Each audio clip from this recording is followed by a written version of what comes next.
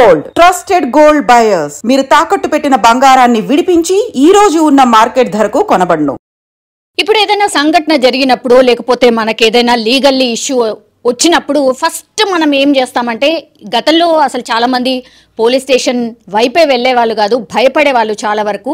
Friendly policing అని ఎప్పటి నుంచి అయితే స్టార్ట్ అయిందో అప్పటి నుంచి అసలు ఏదైనా ఇష్యూ జరిగితే కూడా మనం వెళ్ళి చెప్పుకోవడం స్టార్ట్ చేసాం.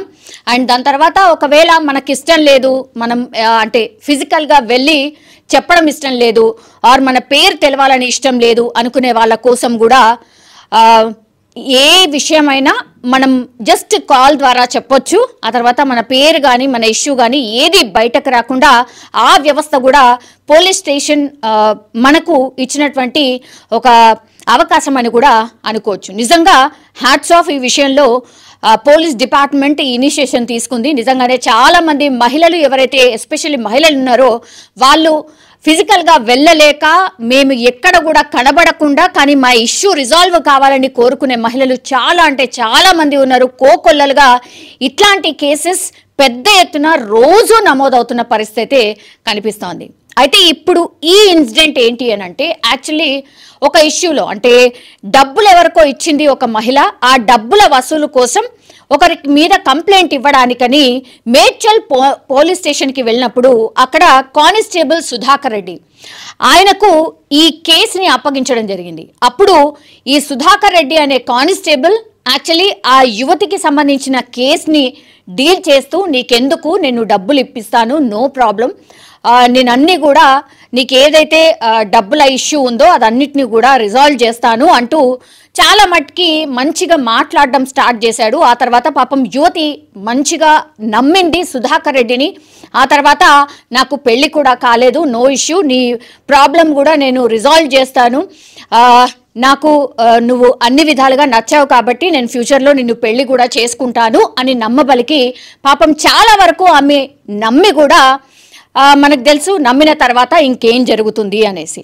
సో చాలా టైమ్స్ ఈయన చెప్పిన మాటలు నమ్మినటువంటి ఆ యువతి మరి ఏం జరిగిందో ఏంటో తెలీదు, ఆమెకు వచ్చినటువంటి ప్రాబ్లం అంటే ఈ డబ్బులు వసూలు ఏదైతే ఉందో అది పక్కకు పోయింది.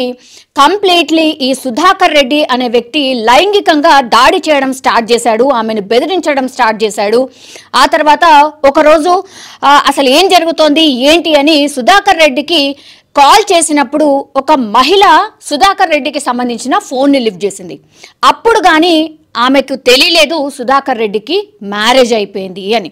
అప్పటి వరకు సుధాకర్ రెడ్డి నాకు పెళ్లి కాలేదు, నేను నీకు లైఫ్ ఇస్తాను, నేను నిన్ను మ్యారేజ్ చేసుకుంటాను అని నమ్మబలికి లోబర్చుకొని ఆ తర్వాత ఎప్పుడైతే ఈమెకు డౌట్ స్టార్ట్ అయిందో అవాయిడ్ చేయడం స్టార్ట్ చేశాడు సుధాకర్ రెడ్డి. అప్పుడు ఇంకేం చేయాలో అర్థం కాక ఒకసారి సుధాకర్ రెడ్డికి కాల్ చేసినప్పుడు ఆయన ఇంట్లో ఉన్నాడా మరి ఏం జరిగిందో తెలియదు కానీ అతని ఫోన్ని ఒక మహిళ లిఫ్ట్ చేయడం, ఆ తర్వాత మీరెవరు అంటే నేను సుధాకర్ రెడ్డి భార్యను మాట్లాడుతున్నాను అని చెప్పిన తర్వాత అప్పుడు కానీ ఆ యువతికి తెలియలేదు ఈయనకు మ్యారేజ్ అయిందని.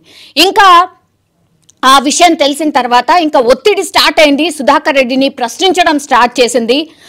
ఎంతకీ అతను చెప్పకపోవడం ఆర్ ఈమె ప్రాబ్లం సాల్వ్ చేయకపోవడం కావచ్చు, బెదిరించడం స్టార్ట్ చేశాడు. ఇంకా భరించలేక ఆమె ఏం చేసింది అని అంటే ఆమె ఇంకా కమిషనరేట్లో సుధాకర్ రెడ్డి మీద ఫిర్యాదు చేసింది. అప్పుడు ఇతని బదిలీ కూడా చేయడం జరిగింది. అయినా సరే బదిలీ చేసిన తర్వాత ఇంకా కూడా ఆమె మీద కోపం పెంచుకున్నాడు సుధాకర్ రెడ్డి. ఆ తర్వాత ఇంకా కూడా మానసికంగా ఆమెను క్షోభపట్టడం స్టార్ట్ చేశాడు. ఆ తర్వాత కొట్టడం, తిట్టడం, ఇంకా నిన్ను వేరే వేరే కేసులో ఇరికిస్తాను అని చెప్పడం, ఇట్లా హెరాస్మెంట్ చాలా చాలా ఎక్కువైపోయింది. ఇంకా లాభం లేదు అనుకుంది యువతి. అగైన్ మళ్ళీ వెళ్ళి కమిషనరేట్లో పూర్తిగా ఎవిడెన్స్తో సహా సుధాకర్ రెడ్డి మీద కంప్లైంట్ చేసిన పరిస్థితి కనిపిస్తోంది. ఆ తర్వాత లైంగికంగా దాడి జరిగినప్పుడు ఈమె పూర్తిగా ఆమెను గర్భవతిని కూడా చేసిన పరిస్థితి అయితే ఉంది. ఈ క్వశ్చన్ని సుధాకర్ రెడ్డిని అడిగినప్పుడు మాత్రం నువ్వు నన్ను బెదిరించడం స్టార్ట్ చేసావా, నువ్వు వెళ్ళి అబార్షన్ చేయించుకో అని చాలా కరాఖండిగా చెప్పడం, ఆ తర్వాత ఆమెకి విషయం నచ్చకపోవడం, అబార్షన్ కూడా చేయించేశాడు సుధాకర్ రెడ్డి. ఇవన్నీ కూడా ఇంకా లాభం లేదు అనుకుంది, నా హరాస్మెంట్ చాలా ఎక్కువ అయిపోయింది అనుకుంది, మోసపోయాను అనుకుంది, పెళ్లి చేసుకుంటానని చెప్పి మోసగించాడు అని అనుకుంది. కాబట్టి వెళ్ళి కమిషనరేట్లో ఫిర్యాదు చేసింది. ఇప్పుడు ప్రస్తుతం సుధాకర్ రెడ్డిని సస్పెండ్ చేశారు. ఆ తర్వాత సుధాకర్ రెడ్డి మీద ఒక కేసు ఫైల్ అయింది.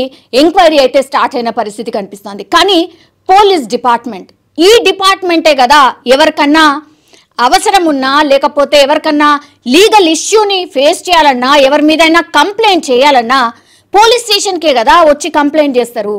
ఇంత నమ్మబలికి ఇంకా పోలీస్ డిపార్ట్మెంట్కి సంబంధించిన కొంతమంది ఇట్లాంటి వాళ్ళు మోసం చేస్తే ఇంకెక్కడికి వెళ్ళాలి అంటే ఇంకెవరిని నమ్మాలి? ఇప్పుడు పోలీస్ డిపార్ట్మెంట్లో కూడా అందరు చెడ్డవాళ్ళు అని ఎక్కడ అనట్లేదు, కానీ ఇట్లాంటి ఇష్యూస్ అయితే అడపాదడపా వస్తూనే ఉన్నాయి. మరి ఏం చేయాలి? ఇప్పుడు ఈ యువతి పాపం ఏ తప్పు చేయకుండానే జస్ట్ కంప్లైంట్ చేయడానికి నాకు ఈ ఇష్యూ ఉంది, రిజాల్వ్ చేయండి, నాకు డబ్బులు వచ్చేది ఉంది, ఇతని దగ్గరికి వెళ్ళి నాకు డబ్బులు రావాలి అని కంప్లైంట్ చేయడానికి వెళ్తే ఒక కానిస్టేబుల్ ఆమెను లోబర్చుకొని మోసం చేస్తే ఇంకెక్కడికి వెళ్ళాలి, ఇంకెక్కడికి వెళ్ళి చెప్పాలి? ఇది పరిస్థితి. అండ్ ఇంకా దాని తర్వాత కూడా బెదిరించడం. ఈయన బెదిరిస్తే ఇంకా యువతి, ఇప్పుడంటే ఈ యువతి వచ్చి కమిషనరేట్లో ఫిర్యాదు చేసింది. కొంత డేర్గా ఉంది కాబట్టి ఆమె వచ్చి ఫిర్యాదు అయినా చేసింది. కొంతమంది అయితే ఇంకా వేరేదేం లేదు, ఆల్టర్నేట్ ఆత్మహత్యలే శరణ్యం. తీరా చూస్తే మళ్ళీ ఒక డిపార్ట్మెంట్ మీద, పోలీస్ డిపార్ట్మెంట్ మీద మచ్చ. సో ఇట్లాంటి కేసెస్, ఎస్పెషల్లీ లేడీస్కి సంబంధించిన కేసెస్ ఏవైనా వచ్చినప్పుడు దయచేసి మీ డిపార్ట్మెంట్లో చాలామంది లేడీస్ కూడా ఉంటారు కాబట్టి ఈ కేసెస్ ఇట్లాంటివి వస్తే మాత్రం దయచేసి లేడీ కానిస్టేబుల్కి ఇస్తే చాలా బాగా వాళ్ళే డీల్ చేయగలుగుతారు. ఇట్లాంటి వాళ్ళు కోకొల్లలుగా ఇట్లా ఒకరు బయటపడుతూ పోతూ ఉంటే ఇంకా పోలీస్ డిపార్ట్మెంట్ని నమ్మే పరిస్థితి ఉండదు. కాబట్టి ఆ దిశగా కూడా దయచేసి ఆలోచించండి పోలీస్ డిపార్ట్మెంట్ అని చాలా మంది కోరుతున్న పరిస్థితి కనిపిస్తోంది. కానీ ఇప్పుడు సుధాకర్ రెడ్డి మీద అయితే కేసు అయితే ఫైల్ అయింది.